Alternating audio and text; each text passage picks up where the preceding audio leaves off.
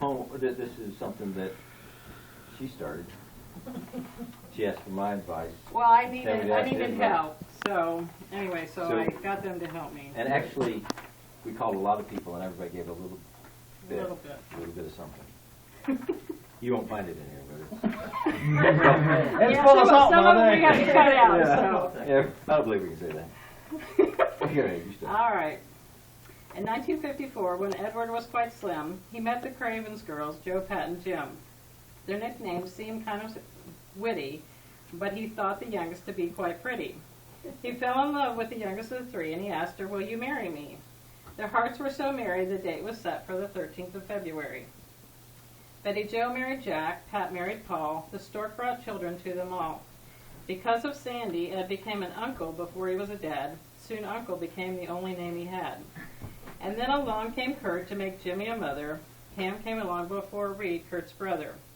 Betty Jo's youngest grew great and straight and tall. I can't talk. Yeah. His name was James, just like their pa. Then there was Perry, who This line was changed. This is not the original was line. changed a couple times. Then there was Perry, who grew and grew until he was taller than 6'2". Next came Stanley, with eyes of blue. In the Collins family, he was number 2. Marjorie was named after Patsy's ma. She loved being spoiled rotten by her pa. As the three families grew and grew, they finally stopped at 12 plus 2. Then sadness struck their quiet life when the patriarch James lost his wife. A year later, hard work and cancer took his life too. And Uncle said, "I know what to do. I had a dream to move to Florida and leaving you." From a dream and a note passed across the Methodist pew, the words scribbled on it were few. "We'll build a camping park, just me and my wife." The note came back, "Not on your life. Alone this journey you will not make. The rest of the family you must take." They met after church and formed a plan to move to Florida and take the whole clan. They all headed south with boat in tow. It was part of God's plan, as well as we all know, to build a park with campers galore. But oh, there was so much more. They bought an old tractor that eventually wore out. Whoever got to drive it felt like they had clout. They laid out the roads and laid out the sights and started pulling out trees with all of their might. When they pulled the pile of brush with the old tractor, 2 crazy boys jumped on with laughter. When they jumped on, both boys were white, but by the end of the ride, they were quite a sight. The girls, remember that. Yes, the girls worked in the office, the boys outside. We dug ditches and dug them with pride. Jimmy was in charge of the craft and parade days, Patsy the Christmas and Easter plays. Betty was one with a rubber hand in the boxes and fooled all the campers with her foxes. Ed and Al worked hard outside and enlisted the help of the boys from all sides. We worked really hard till we couldn't move at all, at least until we were released to play football. I'd be so tired. We'd be working down in the trench, and we can't work anymore. We'd take a break and have an ice cream bar. They played ball.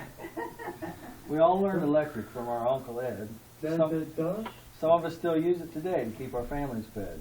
We also learned carpentry, concrete, and plumbing. When you think of it all, it can be quite mind-numbing. In addition, we learned how to deal with people, be kind and courteous, and treat them all equal. We worked hard but had a good time. Through it all, faith and family flourished in our prime. We attended the First Church of the Nazarene and became known as Ann Arbor 14. The way we grew up was different for sure. Most children go their separate ways as they mature. But most of us stayed in the area, at least for this tour, even though Kurt lives in Texas because of its lure. When I look back at those times, I know some would complain, but it gave me convictions that to this day remain. It taught me that hard work can bring you together, and a heavy load lifted by many is as light as a feather. One of the memories I treasure the most is of all the friends and family I could boast.